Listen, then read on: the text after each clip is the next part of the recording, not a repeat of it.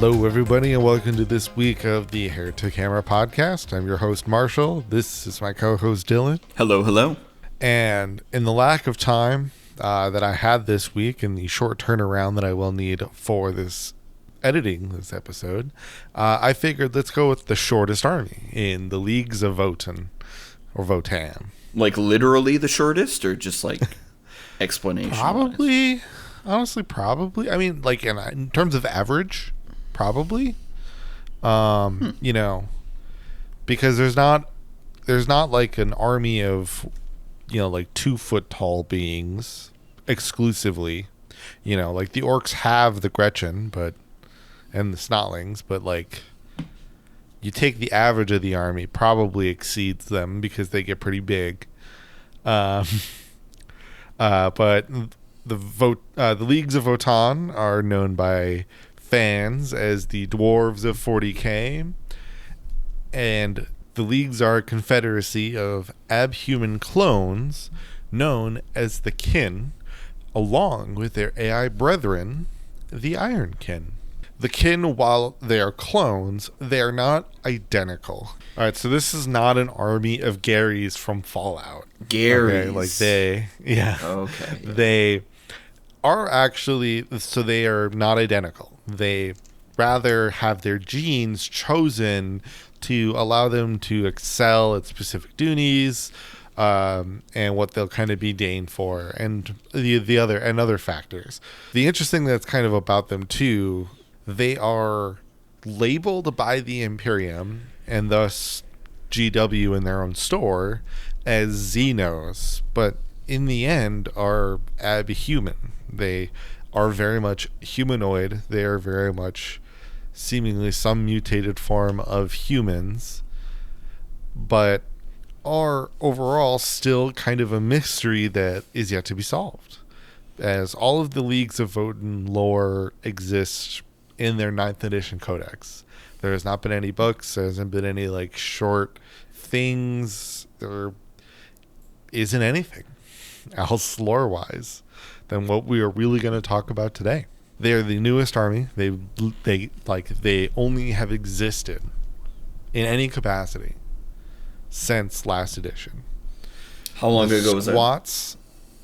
So I think actually they came out in 22. 22. Wow. Okay. Very recent. And that's the thing is like, but let's talk first about the Kin. Who are the Kin? Sure. And they are obviously, as we noted, they are the actual abhumans, the dwarf people that we generally will see with the Leagues of Votann. And they are believed to have descended from the original, Dark Age of technology humans, where when they were like, we're going to go colonize these planets and the rest of space, they were like, we want to go to these really far places, but like we don't really know what we're getting when we're going to send them there. So what we're going to do is we're going to essentially like make clones of these dwarf-like abhumans, put them into stasis with a big AI and like a number of big like main computer, like ultra AI computing ships and mother systems, and just send them out into super deep space. What could go wrong? Well, inherently for them, not much, because that's good. When they came out, they had to kind of start from scratch. So obviously it's not like it wasn't hard toilings when they had to begin it, but you know, they came out, they began setting up their rules, roles, and whatever. And like I said, like the actual origins are still very clouded because of how old and ancient these systems are now. But, you know, you've got essentially like them all setting up their societies and how they're going to go into mining and essentially go through the task that was kind of predained for them by that original reason they were sent out, and they just start doing it. And then all of a sudden, you know, when the Dark Age society begins to crumble, they were so separated and essentially outcasted from that general human society, that when the Men of Iron began to, revolt, and there was this giant, almost galaxy-wide war, they were untouched and unknowing and unbothered by the whole thing, and continued to work in tandem with the AI that they were sent out with. That's Almost nice for actually in a sense of being able to, they almost kind of were able to begin, working with them like main master system in almost a sense of reverence. And thus just kept continuing to mine and begin trading with nearby species, colonies, and whatnot until today. And it continues on. Huh. And so that's a big thing, is that they still to this day are almost in brotherhood with the AI systems, and I guess like robots and cyborgs and stuff that they have to continue their society. I guess I'm waiting for another shoe to drop because I've been conditioned to not expect good news for any of these factions, really. Yeah, we'll get to that, but it's not as harsh as it is for other factions. Gotcha. It's more of a somber and less tragic aspect. So the kin then, as kind of shown, or as I've kind of clearly denoted, they are, while short, stocky, and makes them physically powerful abhumans, kind of very intrinsic to the dwarf style. They stand up to about 4 feet tall. And while they are clones, they still very purposefully keep their genetic diversity in order to not only like continue and allow for them to have strong genes and the ability to, because like if you have no genetic diversity, that would create multitudes of genetic defects and could, create strained, strained immune systems, and the people could almost kind of deteriorate. Hence the issue with like purebred dogs and mid 16th century Austrian princes. Going into that, so they all also then have extra different parameters that create mutations and genetic differences. And so mutations, not necessarily in the sense of like you have a 4th arm, wait, you also have a 3rd one. It's more that like the way that their body will shape and kind of morph into, the way that maybe their eyes will be more kind of almost create like a night vision, right? And in some scenarios, like the ability to kind of be able to somewhat attain a bit of psychic ability. And these are all kind of meant to placate into what their tasks and jobs will be. And as I kind of referenced, the kin are not, similarly to Tau, innately psychic. They generally lack the genes to draw upon the warp. However, unlike the Tau, where they have kind of this mysterious upper class of psychic beings, they instead, in the Votann or in the Leagues, have these what are called clone skeins, which are the templates that they use to essentially design like each kin.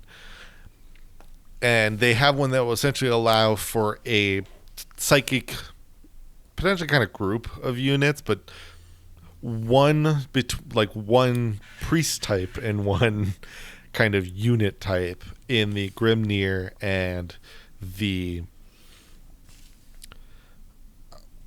Embier. Sorry, that one, like, I was about to say like Embrier, and I was like, I'm adding an R. It's the Grimnir and the Embier. Embier, okay. The Grimnir themselves are less psychers and almost kind of like they're not like psychers and wizards or warlocks in the sense of Eldar, but are more like a tech priest. They are the only ones in kin society that interface directly with the Votann, the main computers, like the main AI computer, and are able to manifest some powers similar of like what the human and Eldar Psykers could do, but to a lesser extent. The Embir are the ones, they have this small psychic connection, but they don't speak with the Votann. They're not the priests, but they are able to, like the Grimnir, access some of this warp power. Like they can draw from the warp to create this kind of psychic like power through the use of what they have called barrier tech, which is, so they're literally, while they themselves cannot, psychically manifest like a human or an Eldar would, they have found a way though to build that into technology in order to do that.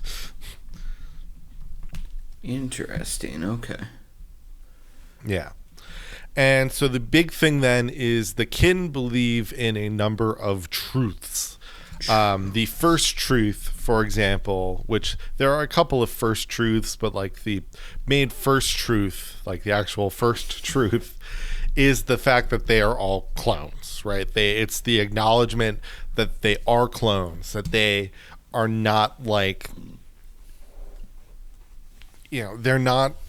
They come from a sensation that, or they come from, I'm trying to word this correctly, like that the fact that they are all clones is supposed to be a driving point to how they're supposed to work together as a society. Mm-hmm. And especially one of the things that's meant to do is really placate against like selfishness. So the truths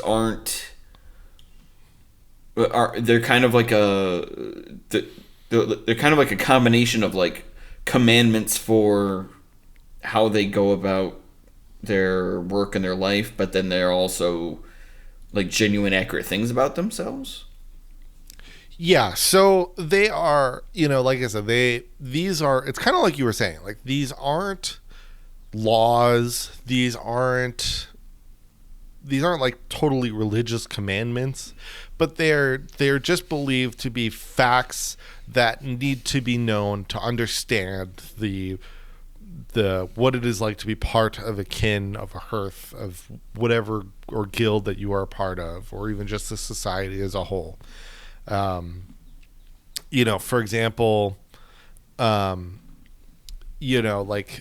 sometimes it's just like a phrase or an expression, right? Like they have one of the truths is its kin, which is just an expression to indicate that something is of the kin as a race, or like, and so therefore it's like durable and reliable, right? So like if something, if somebody were to be like if they were, say, working as, because there are kin who are mercenary, who become mercenaries, right? And so if they're working with somebody and they were to question like, hey, is this gonna make it through this job? They would be like, it's kin, to tell you like it's reliable and durable. It'll get you through anything.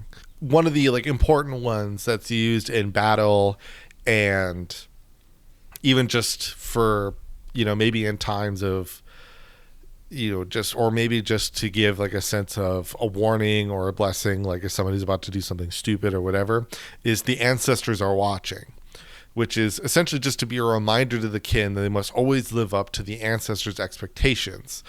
Essentially because the kin continually are driven by the fact that when they die, they are essentially, their minds and all the data from their minds is sent into the Votann. So effectively stored in this stream of data for all time. And this to the kin is important because it means that in death they are a part of the ancestors. They are able to rejoin all of those that have come before them. And so to do something that would put shame or fail them is looked at under a very negative light. Oh, interesting. But let's talk about the Votann, or otherwise known as ancestor cores. Ancestors. And they are as sacred to the kin as gods. If if you were to, like, if an inquisitor were to ask another inquisitor about what these Votann are, they might tell them that they're in fact a demon, which is telling them secrets and drawing them into heretical acts and pushing them into, forces of evil. Other would think that they're just supercomputers, but really they're essentially these super cogitators which host these very powerful, at least once very powerful AI that are able to, that work through all of the data and are able to effectively give wisdom and teach the Votann everything that the leagues, everything that they need to know. And the kin themselves defend these Votann with utmost, with complete, that is the only time that they will have disregard for their own lives, as the kin themselves they're not wasteful people. Like the way the Imperium is, where it's just the thought of something like the Guard, where it's their whole almost strategy is to just throw bodies at them to be murdered by the thousands at a time, is unfathomable to the kin. But they will do so if it were to mean that they would protect the Votann. Because the Votann is the key factor to kin society. Without the Votann, the kin themselves have nothing. They feel that they have nothing. This is where some of the grim darkness comes into the Votann. Because the kind of one issue that the Votann run into is, the fact that they're the pinnacle of their society. So if something were to happen to them or they were to fall, the kin would either need to completely move to a different league entirely and find another Votann to work with, but also that over time they have been filled with so much redundant data from all of the kin that have died and passed their data into the system, that while in some regards, the Votann are almost act and behave like, a wise leader, right? Kind of the classic wise chief kind of shtick, right? Character concept. Mm-hmm. A number of them have unfortunately begun to degrade over time. Oh. And it is possible for the Votann to almost kind of pass on, where they are almost able to essentially, after they're, if the Votann works through enough, they're eventually able to, in some scenarios, create a new Votann from a number of the machinery that it has. So the AI itself kind of realizes, I need to offload some shit and create, and so they'll start and create a new Votann with all of essentially the base data. And this is obviously a supremely celebrated event, but it's extremely rare. It doesn't happen at all very often, and it's a one-for-one replacement as well. You're losing one, in the process of gaining the other. Not always. It is possible for ancestor cores to carry on for a bit of time, but yes, at some point that ancestor core will go, and sometimes it's dependent on how it will fall silent. There, for example, was a ancestor core, or in a Votann. They were within the path of the Tyranid High Fleet Leviathan, which we haven't talked about the Tyranids much right now, but they are effectively, beings that continually, consume biomatter. So it has to be biological for them to be interested in it. And so those of the kindreds of the Emberg Egnir were not only were forced to stand their ground and try to protect the hold and keep the Votann safe. However, they all began to fall, and while a number of them essentially like plugged themselves in, inevitably all of those who died and were able to return to the ancestors. So while they all died and their minds were sent into the Votann, the bodies remained and therefore, were consumed by the swarm. And all of that pain was flowed into the mind of the Votann, which drove it insane. Oh. And so now it is alone and without any kin to surround it, and it is just floating in space, solo and alone as a mad core, and is a tale told amongst the leagues, and it is denoted that it must be sailed around and to never be bothered. It is an unfortunate beacon that exists for the Votann. And the kin still believe that, they rely on, even in its current state, they still rely on the Votann. Like, they still and believe obviously, that they like can't. everybody has, all these different hive worlds and leagues have their own Votann. There are many of them. Right. But the problem that they are running into is they are beginning to deteriorate. Mm-hmm. And so they're not as, say, like doomed as like maybe the Eldar are, but they are definitely a somewhat doomed race unless they can figure out ways to bolster these ancestor cores. Yeah. But there's not many other races that are going to be willing to help them or have the knowledge to, because you look at, they are in the end AI.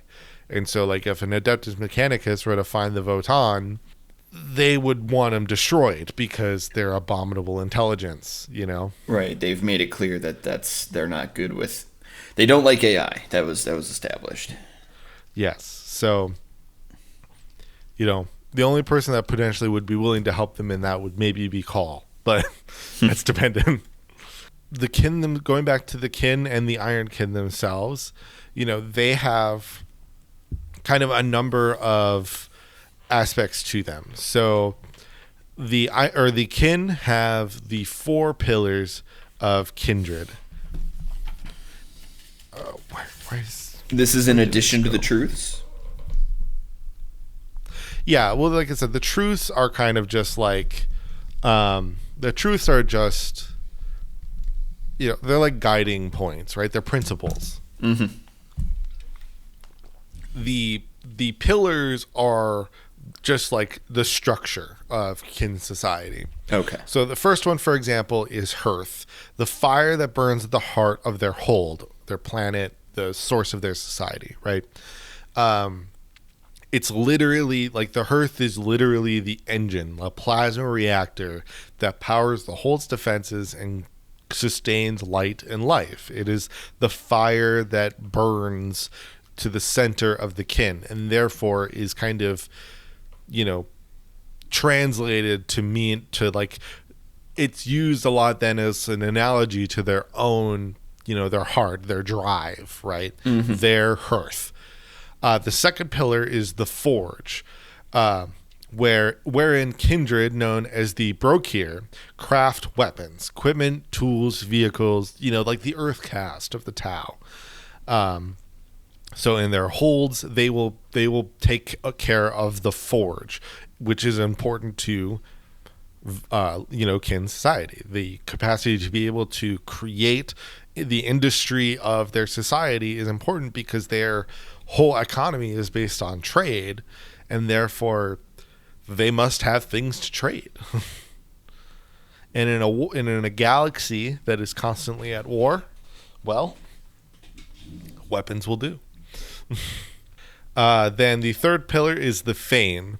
This is tended by the living ancestors or the Grimnir, and from the Fane flows the wisdom of the Votann. So this is the the segment of the society where the Grimnir will kind of work and constantly interface with the Votann or the Ancestor Core, and essentially help guide and create the rule, or like guide through, or essentially bring things into the main kind of council that the kin work around / with and of, to help kind of guide what maybe they should do next. Where should they go? Maybe where should they expand to?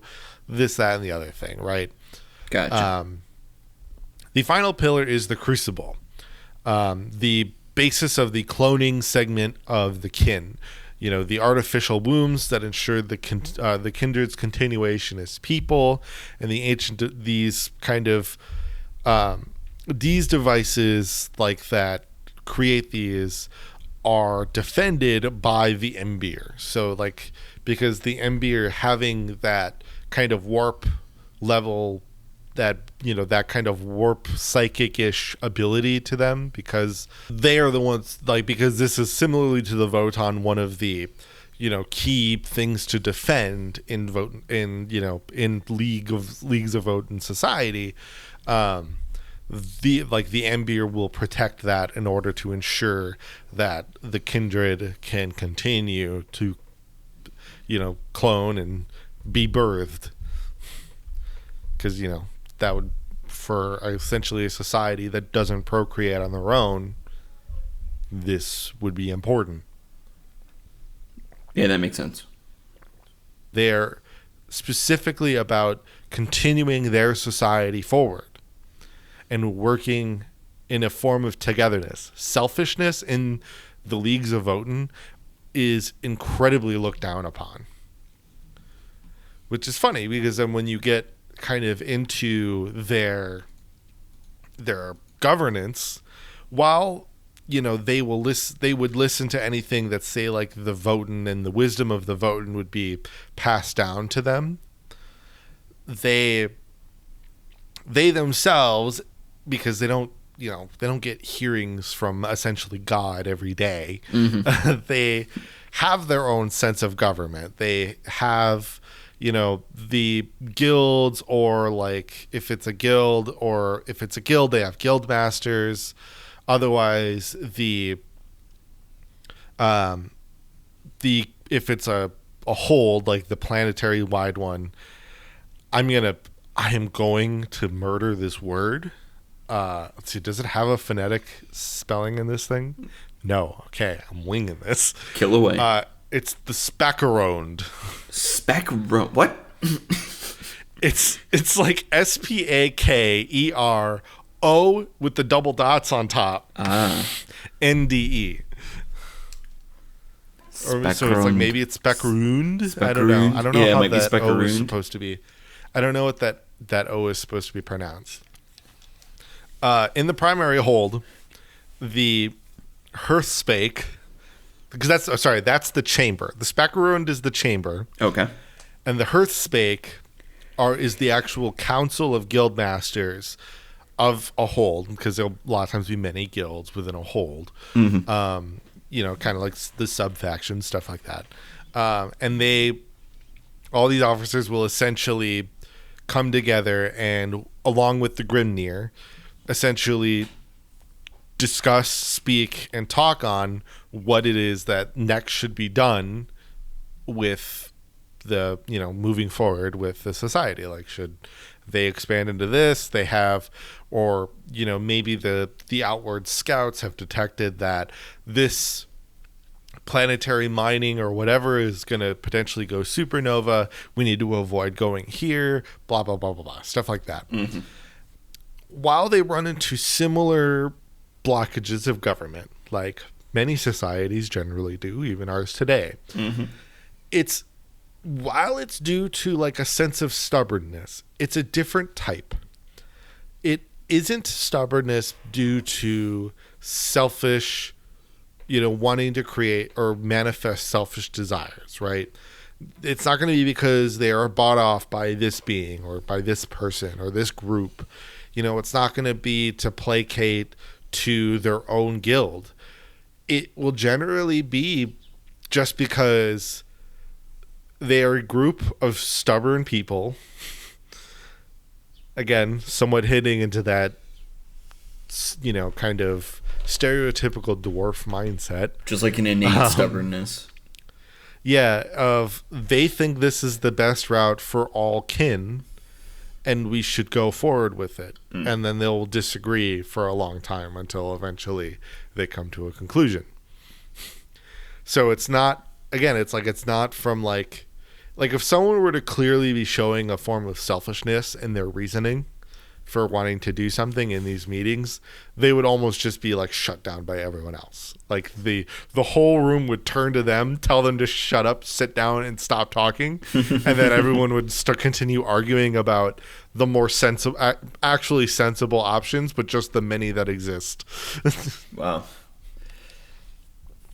Otherwise, let's talk about the guilds and eventually the leagues themselves, because we've talked a lot about what kin society is, but there's kind of two versions of how that society gets split up, and that's all generally within the leagues themselves, and then the guilds that will help supplement it. Kind of starting small and moving up. So the guilds are effectively the civilian organizations that the kin and the iron kin both work with. So this is going to be mining. This is going to be, like science, research, crafting, forging, all that stuff that is pivotal to not only kin society growing, but obviously so that it can continue economic advancement and trade and all that. Certainly. And as I noted, every guild is ruled by guild masters who will set their standards for what their guild will kind of be a part of, how you will be accredited into the guild, the levels of workmanship, and that the members must adhere to. And when you are a part of a guild, much like a job in real life, while you are expected to commit for quite some time, you are not beholden to live in this guild for the rest of your life, right? There is plenty of you're honestly even sometimes pushed to kind of move between guilds in some aspects. And there are some of those who who will be freelancers, who maybe won't even technically be part of a guild, but instead continually do work and then come back and become part of a guild and use that experience in order to push forward their own guild. But like, for example, it may be one of those scenarios where like, I'm just going to throw out an example here. No relation to where we live whatsoever. But let's say you worked for Menards. You're not just going to immediately go to Home Depot for your next job. That's kind of what the kin do. Know what I mean? Yeah, I get you. Yeah. So, which is funny because nobody who doesn't watch who doesn't watch or listen to this show outside of the Midwest are going to know what a Menards is. Save big money. That's one of my favorite bits from the fucking Nakey Jakey Last of Us 2 video he did. Mm-hmm. But yeah, like, so they're not likely to go right up into a rival guild, but there are a large number of guilds that exist, and there are guilds that do different jobs, right? You might go from being a mining guild into a forge guild. Stuff like that. The Iron Kin themselves don't generally do that because they're somewhat programmed to just kind of continue working in that. But they are AI still, right? So they are not, as I noted, they are not, they're not AI slaves to the kin. The kin work with this AI in order to continue working properly.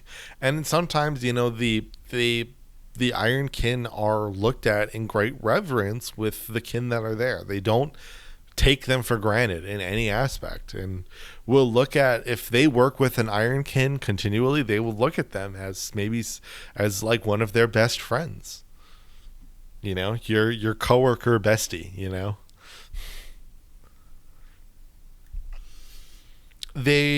I've not seen anything that indicates that the Ironkin. We didn't really talk too much about the Ironkin, but there's not much to indicate that the Ironkin really like can speak in any capacity to the kin themselves. So like outside of just like pure work reverence, I don't know what else kind of helps facilitate that connection.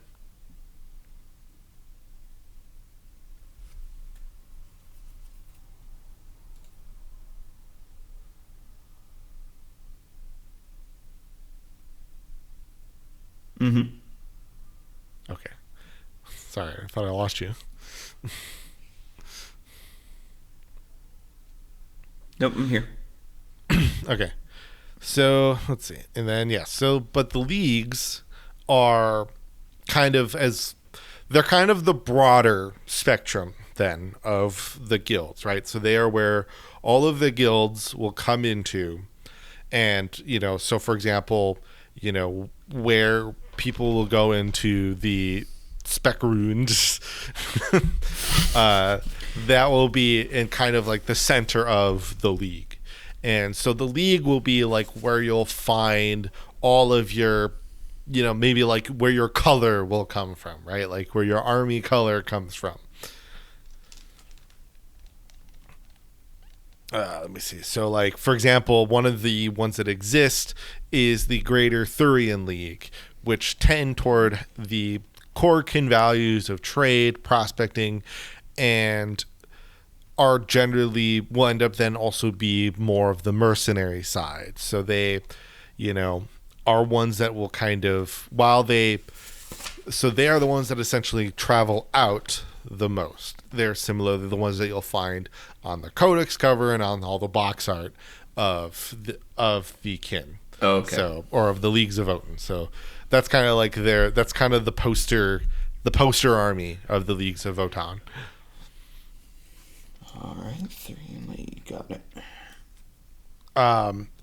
Inherently there are others, but it's kind of one of those things where it's just like, I mean, I can label them off here, but there's obviously only so much that we can go through within it. I have to ask. But oh, sorry. Like because you're talking about how the colors that they wear are sometimes dictated by this.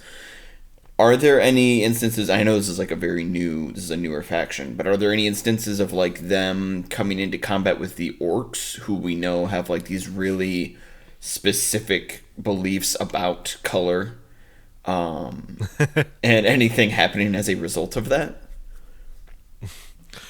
Well, that answer generally has always, in terms of any army, the color part of it really has always kind of been a no. The orcs generally think of the color. There's plenty of memes about orcs thinking stuff of like Space Marines, for example. Like, there's been plenty of jokes thrown around about how orcs clearly think that that the Ultramarines are the luckiest Space Marines because they're blue. Oh, and yeah, that's sure. why. And so, like, the meme will be, because the orcs believe the Ultramarines are so lucky, that's part of the reason that they're so successful. Mm-hmm. because they're lucky, and therefore the orcs believe they are lucky. But no, there's no facts to that. So similarly, when the orcs deal and fight with the kin and the other Leagues of Votann, there's no color-based aspects to it. But any of the leagues that do fight the orcs generally only fight the orcs. The leagues have utterly given up with trying to deal with the orcs and the kin hold a deep grudge to them. Before we get to the grudge, because the grudge is going to be an important aspect to them. The grudge, yes. I actually do want to move forward. Well, like I said, the other sub-factions of leagues and whatnot don't hold as much value as it is as of now, outside of just like focuses. So the things we should kind of go over then are going to be the different segments of the leagues, and kind of like the type of units, for example, that exist, or like the trades that exist. So the kind of most prominent and the general, like, one you'll see the most. Oops. I need to figure out where are. Is it just spelled wrong?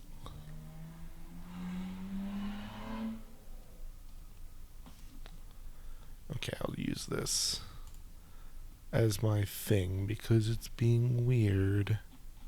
Or it's not being weird, it's just not ordered super greatly.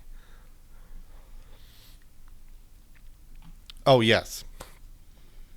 I kind of should have. This is the thing I forgot about with the league part.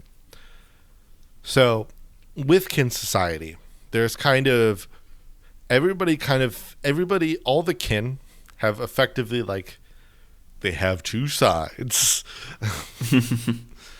The one side it's essentially your guild and your league side, right? So, like, the guild stuff, your actual everyday job stuff, is like you're the miner, right? You are forge master. You work within to do these things. But then, you have your league soldier side, the otherwise known as kind of your hearthkin side. Hearthkin, yeah. So the hearthkin is effectively the soldier and infantry kind of name for a lot of for the Leagues of Votann. The hearthkin warriors specifically are themselves their kind of base unit of the Leagues of Votann. They're the hearthkin as a whole are going to generally always relate to the soldier part, but they will almost look like. So, like, the kind of fun and cool part about them is kind of how a lot of their stuff. I'm trying to find a good. A lot of their stuff kind of resembles, while their guns do look like guns and all that, it's still, in some ways, though, they still will have a lot of things that kind of reflect and are somewhat, you can kind of see the drawing into how they work with being like their mining equipment or whatnot. Yeah, like there's a utility, like, feel to the design of them. Yeah, and it's kind of meant to be that way so that they can kind of go from working to fighting at an instant. That's interesting. Yeah, it's definitely like a function over form type to their design. That, yeah, right. And so, kind of other roles that exist then are going to be your Hernkin. I think that's how you pronounce that. It's like Hernkin or Hernkin. Hernkin. But they are kind of the journeymen of the kin. Ooh, they okay. are the ones that will go out, explore, scout, maybe kind of work as prospectors and pioneers to try to find new mines and whatnot. And they'll also be the ones that and kind of be the diplomats to potentially set up trade agreements with other, with other species. Kind of. As far as I've known, like in this kind of this very kind of the more common image for the Hernkin here being one where he seems to be speaking with a tech priest. Mm-hmm. So there is trade that the Leagues of Votann have had with almost all species in existence. So this is kind of a good point too to note that, like, the Imperium of Man does not have like a complete outright war with the Leagues, because they do have trades with the Leagues. So okay, it's one of those things of the you may be abhuman, but you're helping me now. Yeah, definitely. But the kind of sad part about the Hernkins is that they will end up in these kind of fits of depression in a way, because the kin are very social creatures. They very much get, when they're gone and they're far away from their guilds and their other kin for such long times. And yeah, they're in groups and stuff, but it's kind of like the concept of like, yeah, like you can go to a college, out of the country and have a roommate, and you can like that roommate, but it's different to finally come home, right? Yeah, of course. And they can really run into that issue, and where they just kind of will get really solemn because they miss being home. And it's more to really speak to their very social nature. Are they given any kind of like special treatment or like additional reverence compared to like some of the other, like the Hearthkin or anything like that? Yeah, I mean, they're very well respected. They're looked at as incredibly brave in order to do this, because this is the basis of continuing kin society. If they don't exist, they aren't likely going to find new traders to work with, new planets and everything else. They are very reliant on what these pioneers do, because they can't take their whole society and go look, for partners, and they can't just hope the partners will find them, because they're in these they're in these planets that are in these deep recesses of the galaxy that really weren't touched for the longest time. I mean, hell, they were so untouched that they weren't even really ever bothered during the Great Crusade. And because like when the Dark Age of technology, humanity expanded, right? They expanded in one way, but they weren't so like, while they eliminated a great number of xeno species at that time, they, as far as we know, weren't doing it from like a specific, like, you're just different, you must die perspective. It was more of like eliminating like completely hostile species. Like if they showed up on a planet and were immediately attacked, so like if they, for example, like would be like, if they went on a planet and the beings were like giant, like murderous spider beings, they were just getting rid of them. They're like, okay, we're not there's obviously no diplomacy happening here. We're claiming this planet now. Fuck these things. But when the Crusade was going on, they were explicitly being like, no, if you're an alien, you're dead. Doesn't matter. And that had a whole thing behind it because of like things that happened during Old Night and whatnot. But like as far as we know, the Leagues were also similarly untouched during that as well. Like so they were clearly well hidden. And so they can't continue to remain that way. They have to put themselves out there. And inevitably, by doing that, they're putting themselves at great risk, because they easily could just roll up on an Imperial vessel and that vessel just is like, nah, nuke them. Like, and their ship is destroyed and they all die. And so they are looked at with a very severe amount of reverence. And then finally is the Chthonian mining guilds, or just like the Chthonians in general. They're going to be your, like, these are going to be your the miners. Like, these are the ones that that will work in the mining guilds. They will have all of these crazy, machinery in order to, damn you. Okay, there we go. That can literally, like, they have machinery that can literally just completely harvest planets and suck energy from stars. Like, they are not, as I've already kind of denoted, like the kin in the Leagues of Votann are not, they are very much not lacking in the technology department. Yeah, absolutely.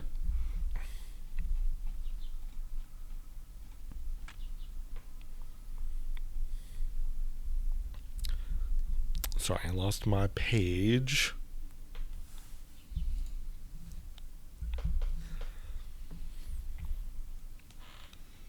But yes, so therefore, then you'll find that a lot of that mining equipment, as we mentioned, very easily translates over into war gear, and they have some of the most fierce in melee combatant units in the Chthonian Berserks. They are obviously very melee oriented, and they like their weapons are very hard hitting, between either being like essentially, big power fists, or these just Are those axes or hammers or? yeah, like essentially these axes of heavy plasma, designed to cut through the hardest of materials.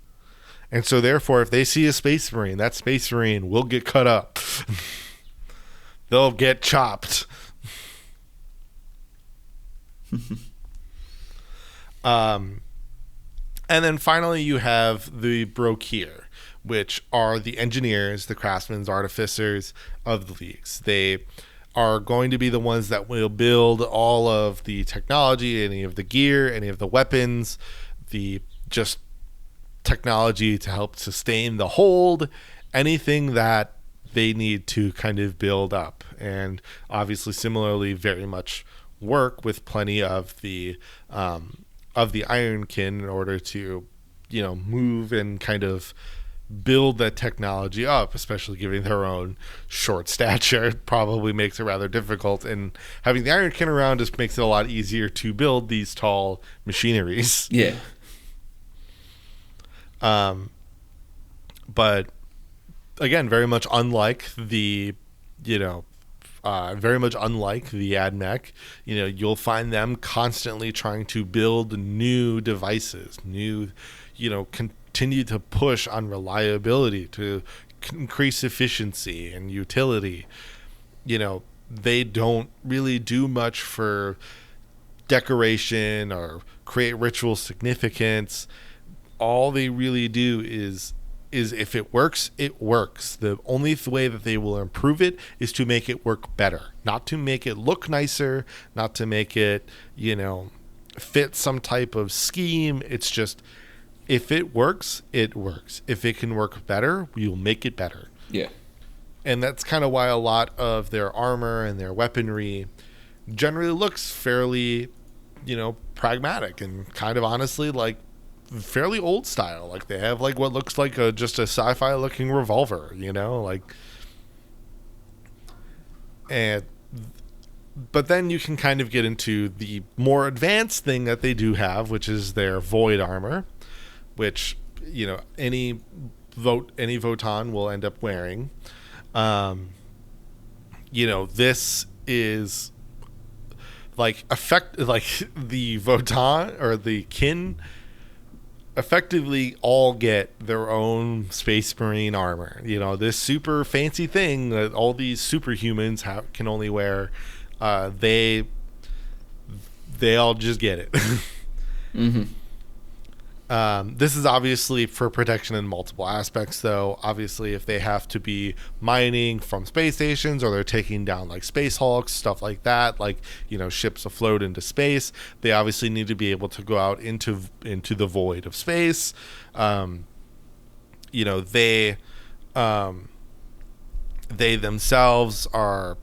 But then obviously it's reinforced in order to be able to continue to build a good amount of strength for either rocks or molten lava that could be on any given planet, and then similarly be useful for war, to be able to fight in combat. So in combat, they generally will have pretty beefy armor.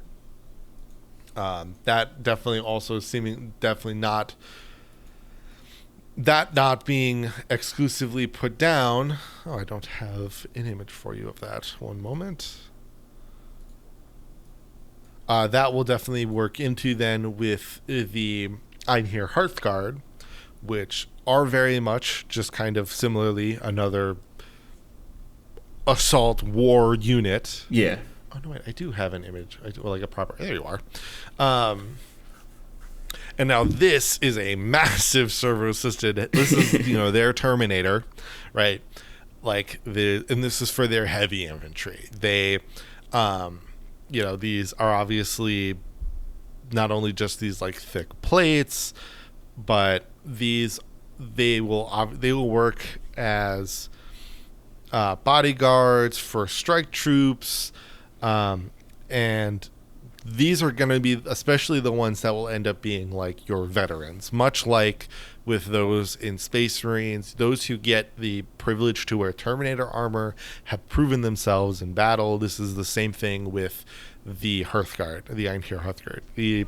They have been on the front lines. They have shown their willingness to work for the kin, for the League, and have shown their dependability. Their experience kind of warrants their ability to get this armor.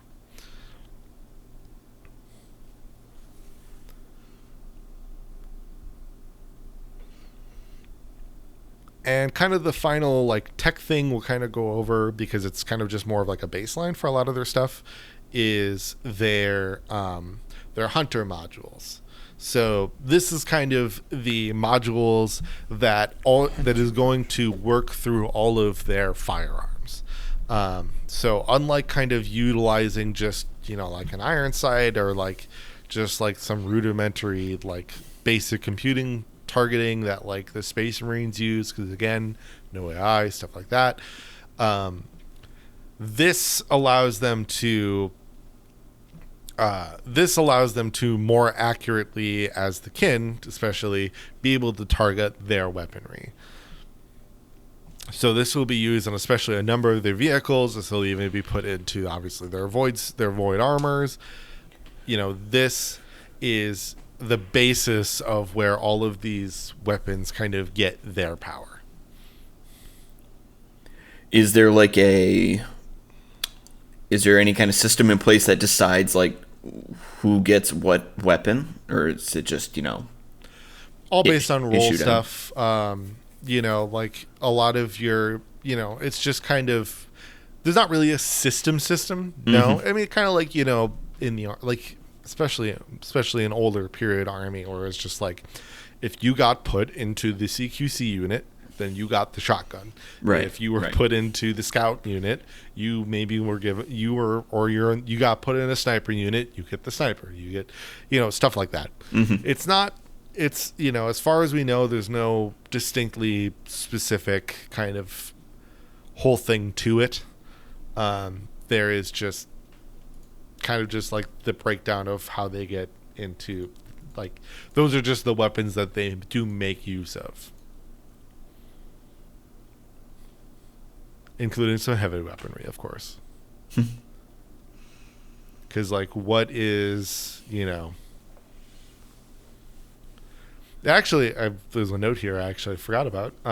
It was actually the kin that introduced the Tau Empire into ion weaponry, which are these large blasters here that are, quite deadly, very good for working against like your kind of void high energy shields, because of obviously the like electromagnetic, the fact that they're kind of built to work against electromagnetic energy.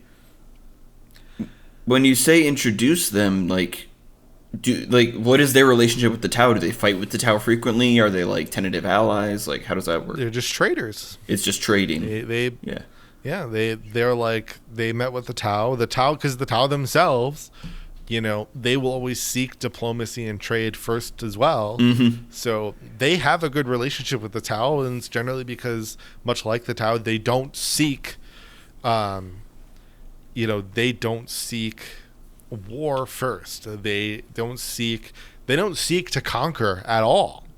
They don't really care to conquer. They want to trade. They want to move and create allies with themselves, and otherwise then just sustain themselves.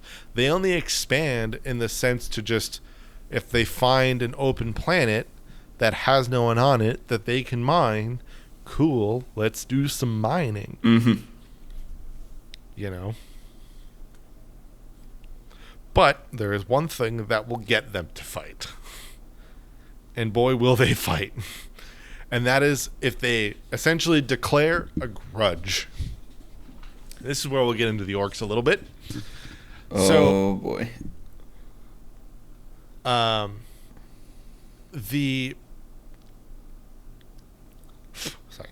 The kindred, like a grudge will be pledged by a single kin, a whole kindred, or even the full league, right? And it is their baseline is, I am going to fucking kill you in game. And that is, and it's just going to be no matter the cost, lives, or material, that to gain vengeance or redress, to gain, to get the vengeance or to right a wrong in their eyes, right? Like that the other has committed upon them. And so that is when they will go to war, is when they have declared a grudge on you and or your people or whatever. And so there are those who, when they're brought to this point, that is when they just kind of seem to lose it, right? Because otherwise, like, they're always incredibly pragmatic.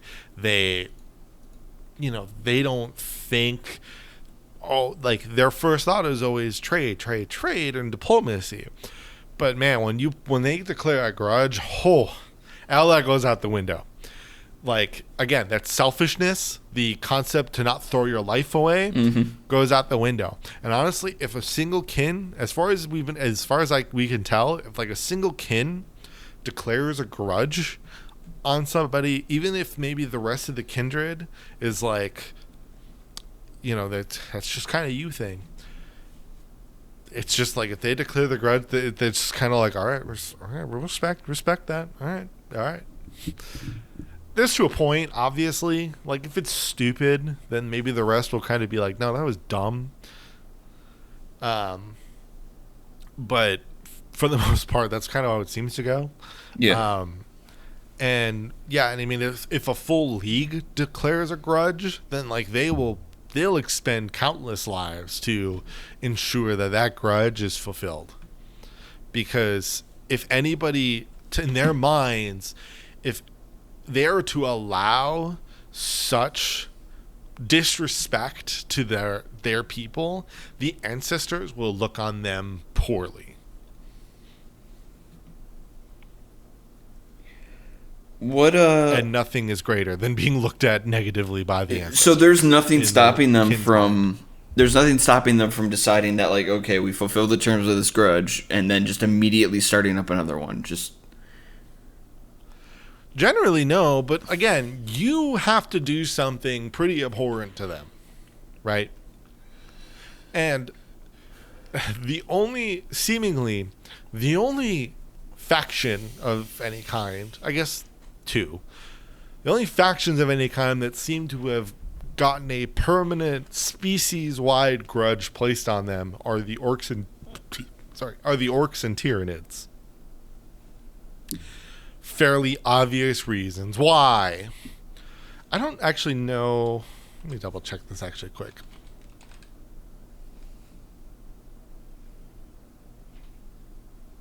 Okay, and Necrons as well.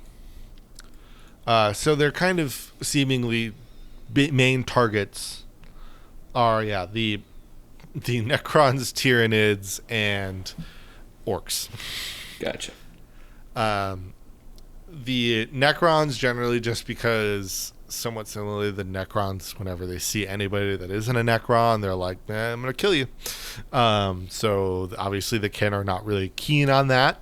The Tyranids, because they're known to the Tyranids are known to the Votann as the Bane, and they will give them the respect like you would a predator, right? Like, say, like if you were in the jungle against a tiger, and that tiger is clearly hunting you and trying to kill you, you're not just gonna blindly fight it.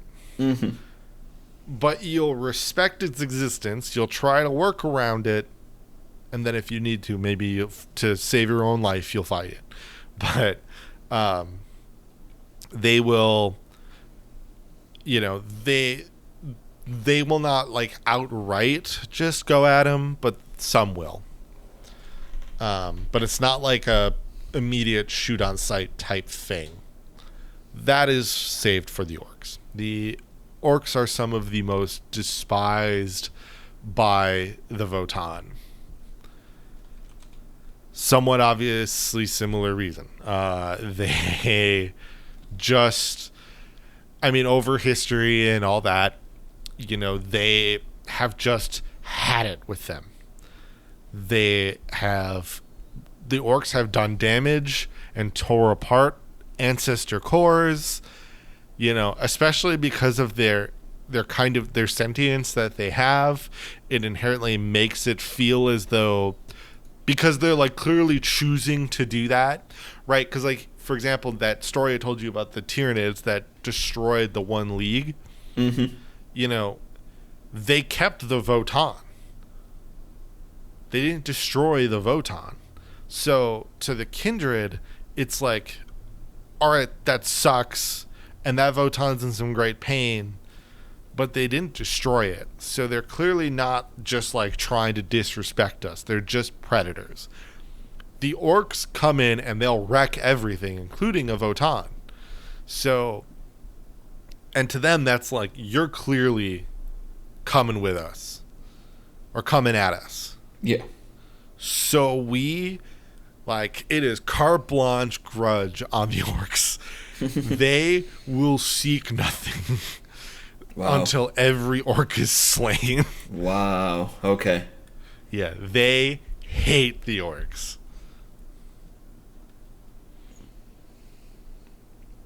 And how did the orcs feel? They don't care. That means they get to fight. That sounds like a plan to them. Yep. All right, if you insist. Yeah, it's like, oh, that sounds like fun.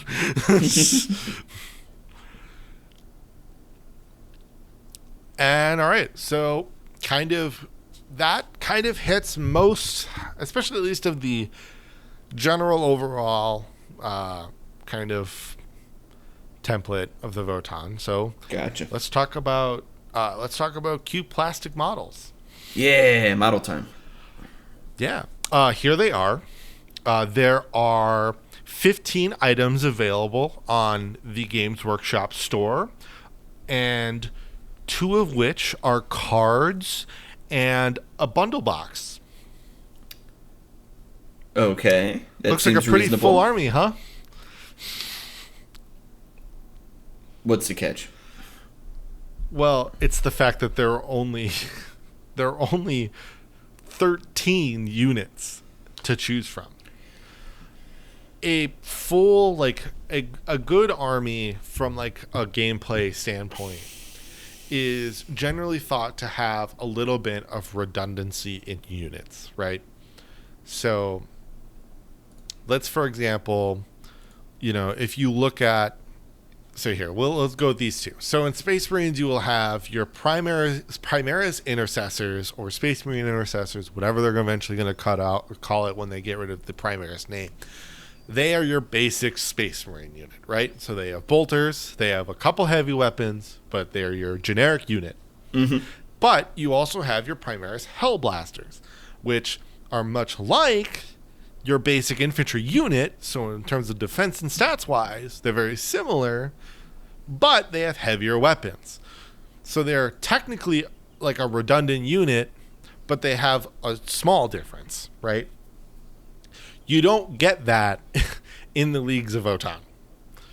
You have 1 basic infantry unit. You have 1 elite tank unit. You kind of, I guess, have like a somewhat infantry unit, but because it's a kill team unit, it's a little different. Because like the loadout, it's like maybe the 1 redundant in portion. But you have your main melee unit. You have your heavy weapons team. You have a basic transport. You have the heavy transport. You have a psychic unit. You have another, you have like essentially a niche unit. So in this case, it's the engineering and kind of like repairing unit. So in a way, like a healing unit. You have a set of mobile bikes, so a mobile unit / just a bike unit, whichever you want to look at it. And then you have characters. Now, you may see one character here and another character here that look like they're different, but they're technically the same. It looks like the positioning of them and like the base is the same, like the rock that they're standing on. Because they're based on the same model. It's just dependent on if you put a head and the backpack piece on. Oh, okay. To make this named character. Yeah. And again, and then you only have another character unit in the heavy armor. So you have like you have 4 character units, one of which is a support unit, kind of another, and that's it. So the downside to playing the Leagues of Votann is your lists are right now, but again, they're new. There's some aspect to that, and that will change over time. Yeah, certainly. But as it stands, is that right now your armies are generally going to all look the same, right? Like when you look at their combat patrol box, you see generally all of the units that you will need to get. Whether or not it's a good deal, it's just here are all units that you will need. And there are obviously then extra ones you can get around that, and don't get me wrong, I love the Hecaton Land Fortress. I do too, actually. I didn't mention it before, who doesn't love 40K Teenage Mutant Turtles mobile? It's definitely that, but I mean, it's also like, I don't know, there's like an Appleseed type thing to it too. It's just like a really cool design for a tank. It doesn't look like it's bulky in a way that is different from the traditional like Space Marine tanks and things like that. Like it's got almost more of like that NASA punk thing that Starfield's going for.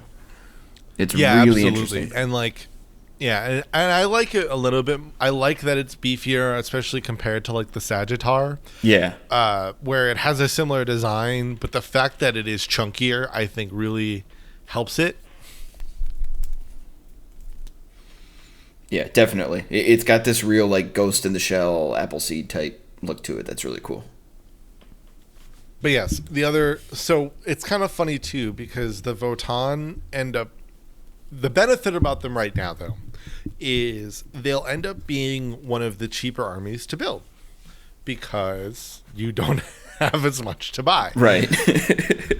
How convenient. But the other reason that's actually really nice is because then whenever units come out and they start getting redundant units, you can either then begin to just choose, do I want this or do I not, right? Because like say if you play Space Marines, right?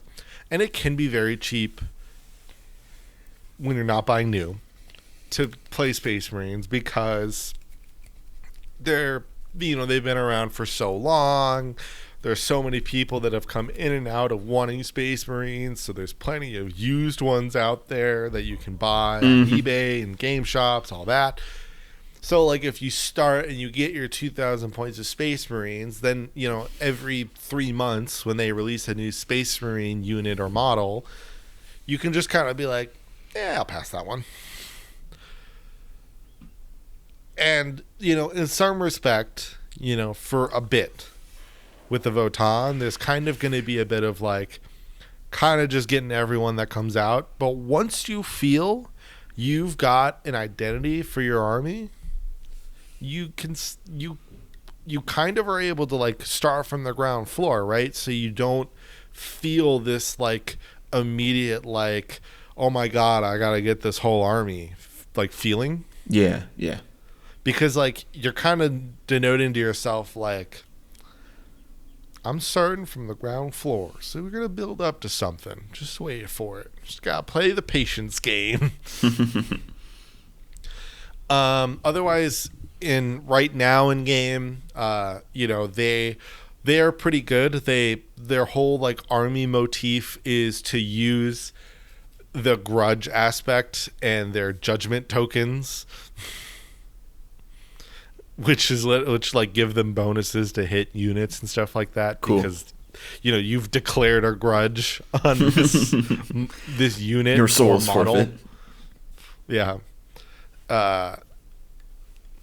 But other than that, like, they're supposed to kind of be, or at least it's somewhat of a mix between like what the Votann are kind of meant to be. Are they meant to be this kind of large body count army, or are they supposed to be kind of elite like Space Marines, right? Probably not like hyper elite, say like your Custodes or your Grey Knights, but probably a little bit of eliteness. But right now they don't have that. They're kind of they're maybe like just a little bit more like Sisters of Battle right now probably has more models on the table than it should. Yeah.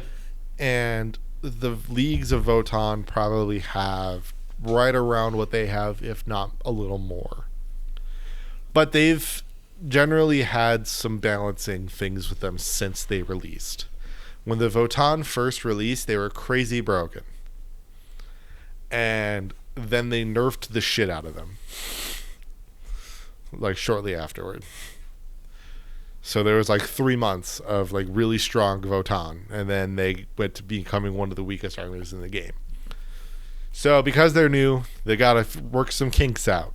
So you're gonna probably, over some short period of time here, be dealing with some growing pains. Probably gonna be some changes, yeah. Yeah. But you have the opportunity right now, and the way I look at it is you have the opportunity now to grow with an army, right? If you're just getting into the game, to me, like, the thing that I like about them is that they're an army that can grow with your interest in the game. And there's something poetic about it. Mm-hmm. Other than that, that's most of what we know about the Votann. Cool. Book, please. Give us a book. Any kind of reading material on them. Lore, please, lore that's outside of a codex. But yeah, anything else that you would like to know? It's the Hernkin for me. It's the journeyman. That's the thing that I think is like so interesting. The idea of like these specific kin that kind of go out and they act as like the diplomats for the group, but then can also, go through that very real experience of like being separated from the other kin and having that loneliness that comes with it. I don't know. It's just a really appealing like concept. No, absolutely. I mean, it's always nice to get into the humanistic nature of a lot of factions. Mm-hmm. And the Votann are very much not excluded to that. And I really like them. I really love the Votann. That's why I really want more lore. Like, I want a story. Like, I mean, I don't know. Just like think about like a book about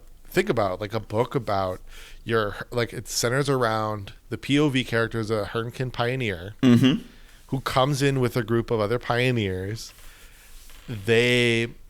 They're talking with some human, maybe just like a random planet or whatever, and then they get like attacked by orcs or Tyranids or something, right?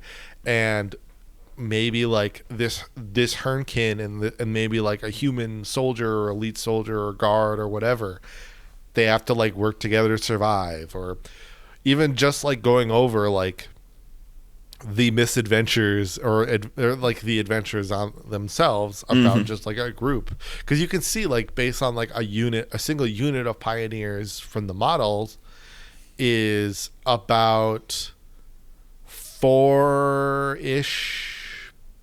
Votann or kin. Yeah, it looks like there's 4. And like, so that's like a good group of people for a book, right? Yeah, absolutely. It's a good number of characters. And so just the story about a number of Hernkin, going and trying to, establish a, trade for their league. They'd be sick. No, I would 100% would be down for that. I would love to read a story like that, just about like a group of Hernkin venturing out into the worlds. Yeah, I just want to know more about them. Oh yeah, one final fact I want to leave you on before we end this episode, and that is that the Leagues of Votann were announced to the community as an April Fool's joke. Okay, so I saw, before we even began, I saw that little text in the corner that said April Fool's Shipwreck. And the whole time we've been doing this episode, I have been thinking in the back of my head, what is that? Why is it called April Fool's? So I don't know, because I wasn't playing the game and I wasn't following everything else as religiously as I am now.